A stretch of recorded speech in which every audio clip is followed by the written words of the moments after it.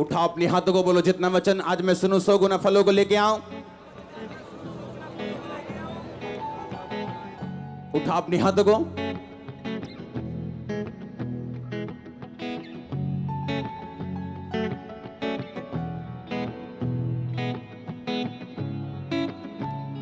अंधकार की शक्तियां इन वचनों को चुरा ना सके।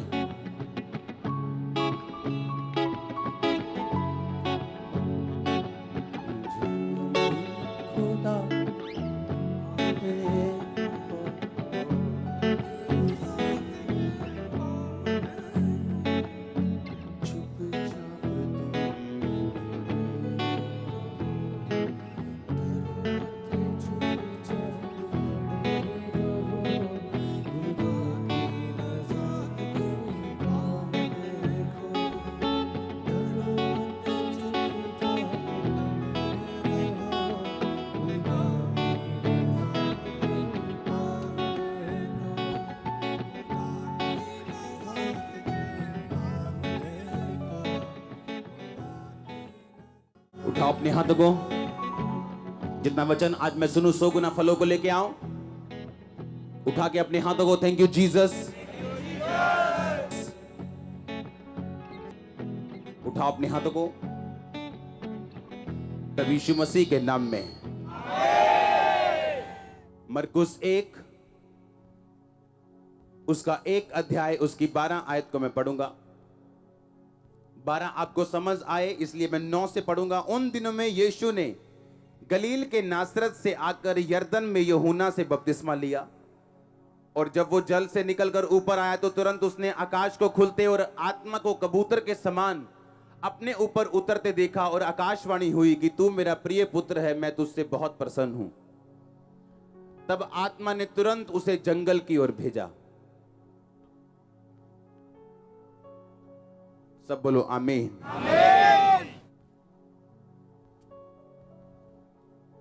अपने हाथों को उठाओ, बोलो ये वचन मुझे समझ आए। अपने हाथों को उठाओ, बोलो ये वचन मुझे समझ आए और 100 गुना फलों को लेके आए। ऊंची आवाज में प्रभु यीशु मसीह के नाम में। बाइबल कहती आकाशवाणी हुई कि तू मेरा प्रिय बेटा और मैं तुझसे क्या हूं। सुना नहीं मैंने, क्या हूं मैं तुझसे प्रसन्न होने के बावजूद बाइबल कहती है कि फिर आत्मा ने उसे जंगल की ओर भेजा। एक टाइम आपको लगता है कि परमेश्वर आपसे खुश है, अगले ही दिन जब परीक्षाएं आपको हिट करती हैं आपको लगता है कि क्या सचमुच तू मुझसे खुश है क्या? क्या सचमुच परमेश्वर मुझसे खुश है? अगर आप इंग्लिश की या यूनानी भाषा की बाइबल पढ़ें तो उसके अनुसार लिखा देन स्पिरिट, आत्मा ने उसे धक्का दिया जंगल में जाने के लिए, फोर्सफुली लिखा, फोर्सफुली, धक्के से, प्रेशर से पवित्र आत्मा यीशु मसीह को जंगलों में ले गया ताकि शैतान से उसकी परीक्षा हो। एक पल उसको लगा कि आकाशवाणी हुई कि ये मेरा प्रिय बेटा है और मैं उससे बहुत खुश हूं, और अगले ही पल शैतान उसकी परीक्षा लेने के लिए जंगलों में ले गया उसको, ताकि यीशु मसीह को यह महसूस करा सके कि सचमुच परमेश्वर तुझसे प्यार नहीं करता, जो तूने सुना था तेरे मन का धोखा था।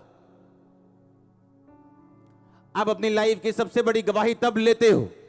आज क्वायर एक गाना गा रही थी। हाँ, आप जानते हो चर्च हमारी प्रोफेटिक चर्च है। हाँ, क्वायर प्रोफेटिक है, एवरीथिंग प्रोफेटिक है। आप गा रहे थे यीशु में बने रहो, यीशु में बने रहो, यीशु में खड़े रहो। आप जानते हैं कौन सबसे बड़ी गवाही के साथ वापस आता है? जो यीशु मसीह में बना रहता है। हालेलुया। उसने लिखा आत्मा ने उसको जंगल की ओर भेजा ताकि इब्लीस से उसकी परीक्षा हो सके। आज आप इस जगह पे आप इसलिए बैठे हो क्योंकि यीशु मसीह ने फतह पाई है इब्लीस के ऊपर। उसके ग्लोरियस एक्सपीरियंस जितने भी थे, कोई भी काम नहीं आए जब तक वो परखा नहीं गया शैतान के द्वारा। जंगल में एक पास्टर प्रार्थना कर रहा था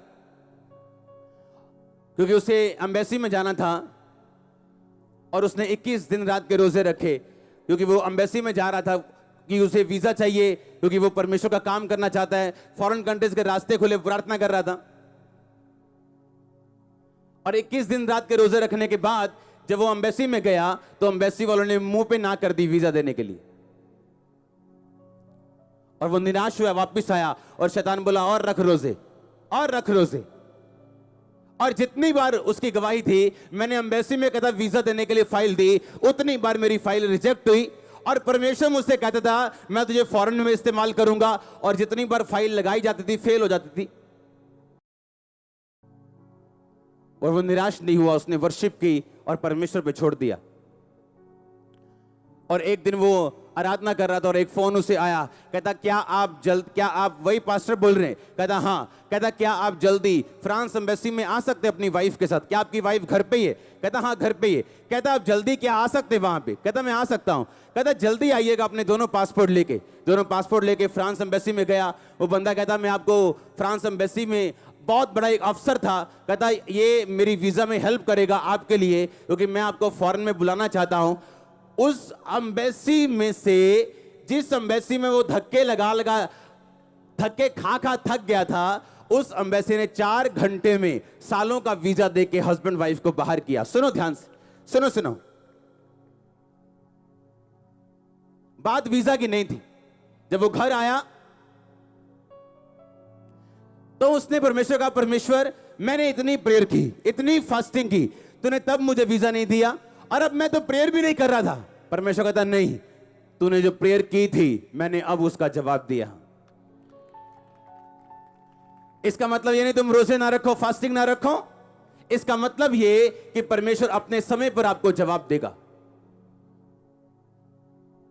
परमेश्वर ने कहा नहीं, जो रोजे तूने पिछले दिनों रखे थे मैंने उसका जवाब दिया। परीक्षा के दिनों में आपके दिल में क्या आता है और आप क्या सोचते हैं, निर्धारित करता है आपके आने वाले जीवन को। बोलो अपने पड़ोसी को,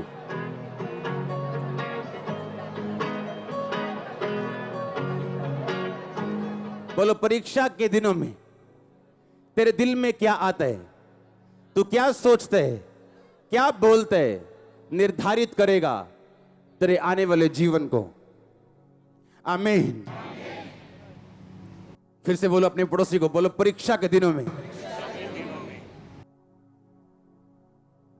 तेरे दिल में क्या आता है और तू क्या सोचता है, क्या बोलता है, निर्धारित करेगा तेरे आने वाले समय को। आमीन। आप ध्यान से समझेंगे नहीं। अगर आप सच्चे परमेश्वर के विश्वासी हैं, आप परमेश्वर पे कभी प्रेशर नहीं डालेंगे प्रार्थना करने के बाद कि मुझे अभी उत्तर चाहिए। क्रूसेड था, एक पास्टर का प्रार्थना कर रहा है, परमेश्वर मुझे इस्तेमाल कर। सबको क्रूसेड की प्रार्थना करने में लगाया हुआ दिन रात कि मुझे उस क्रूसेड पे तेरे काम चाहिए, लंगड़े चलते चाहिए, अंधे देखते चाहिए। और क्रूसेड जिस दिन शुरू होना था रात को 6 बजे, उस दिन बारिश शुरू हुई और 3 दिन के क्रूसेड पे 3 दिन बारिश होती रही। जब क्रूसेड का टाइम खत्म हो गया, बारिश खत्म हो गई। घर आया दुखी, निराश, गुस्से से भरा हुआ। पर आप यीशु मसीह पे केस नहीं कर सकते हो। कौन सी कचहरी में उसको लेके जाओगे, कौन से सुप्रीम कोर्ट पे उस पे केस करोगे? वो उत्तर देगा अपने हिसाब से, जब देगा अपने टाइमिंग से देगा। उसने परमेश्वर को, शैतान बोलता था पूछ परमेश्वर से कि तूने मेरी प्रार्थना क्यों नहीं सुनी? क्या तू रुक नहीं सकता था? क्या 3 दिन बारिश, वही दिन बारिश करनी थी जब मेरे क्रूसेड थे? क्या वही दिन बारिश करनी थी जब मेरी मीटिंग थी? पहले आगे पीछे नहीं कर सकता था तू? कुछ नहीं कहा, आंखों से आंसू आ रहे थे और प्रार्थना करके, वर्शिप करके सो गया। आज हर हफ्ते उसका फॉरेन में क्रूसेड होता, उस पास्टर का।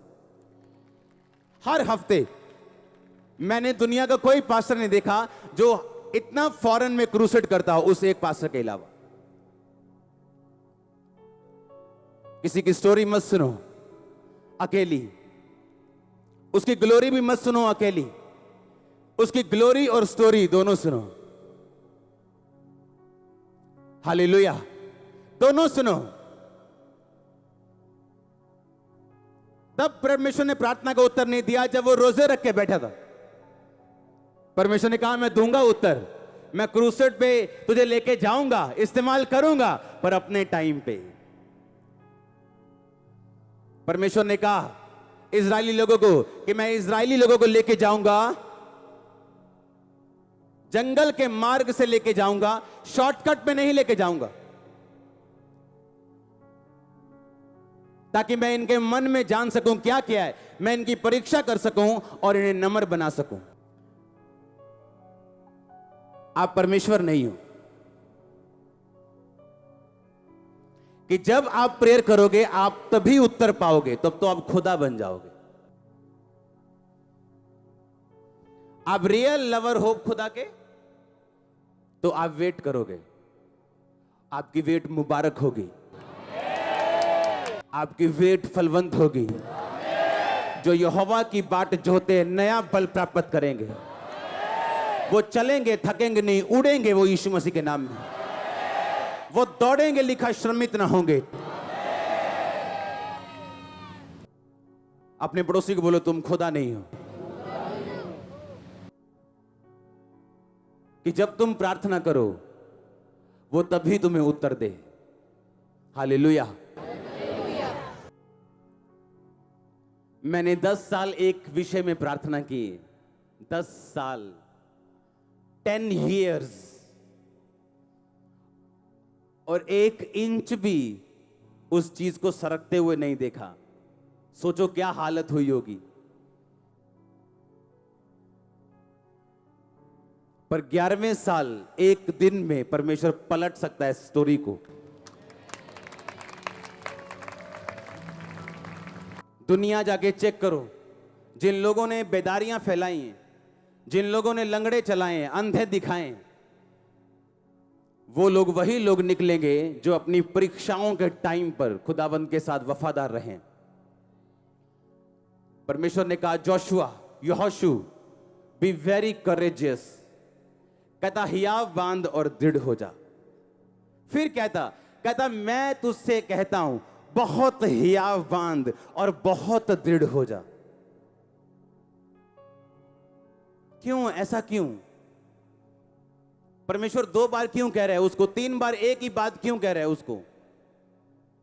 क्योंकि परमेश्वर को मालूम था कि इजरायली लोग जब तो गवाहियां होती तब तो बड़ी झूम झूम के तारीफ करते हैं, लेकिन जब इनकी जिंदगी में परीक्षाएं आती तब ये कुड़कुड़ाते हैं। और परमेश्वर को मालूम था यहोशू तू इनकी अगुवाई कर रहा है, तू इनका अगुआ है, तेरा माथा कड़ा होना चाहिए, तू बहुत दृढ़ हो जा, क्योंकि मिरेकल्स तो बहुत होंगे आने वाले टाइम में, पर मैं इन लोगों को जब परीक्षा में लेके जाऊंगा तो तू ही होगा जो इनके साथ खड़ा होगा। और बाइबल कहती जब वो जा रहे हैं और नदी पार करनी, और नदी उफान के ऊपर है, नदी में बाढ़ आई हुई, बहुत गहरी नदी, और उस टाइम नदी को धो बाग करना, और उसके बाद यरीहो की दीवार को गिराना, वो भी बाहर की तरफ हालेलुया बोल के। इसके लिए करेज चाहिए, परमेश्वर के साथ रिश्ता चाहिए, परमेश्वर के साथ संबंध चाहिए, जो सिर्फ परीक्षाओं में खरे उतर के वफादार रह के ही पाया जा सकता है। अगर आज आपकी उत्तर ना मिले प्रार्थना का, जो वीजा आपको लगता है 2 साल अगर ना मिले तो मैं मर जाऊंगा, अगर वो 10 साल ना मिले, सोच के देखो क्या तभी भी आप खुदा के साथ वफादार रहने के लिए तैयार हो? जिस मेजर प्रार्थना के लिए आप चर्च में आए हो, अगर वो ना कबूल हो, क्या फिर भी आप खड़े रहने के लिए प्रभु में तैयार हो? ये तो आप ही जानते हैं, यस या नो। एक टाइम आता है क्रिश्चियनिटी में जब आपको फैसला करना होता है, हाँ भाई आगे जाना है कि बस करें, क्विट करना है कि आगे बढ़ना है, क्या करना है, एक फैसला करना है मेरे को। और वो फैसला निर्धारित करता आप कितनी ऊंचाई तक जाएंगे।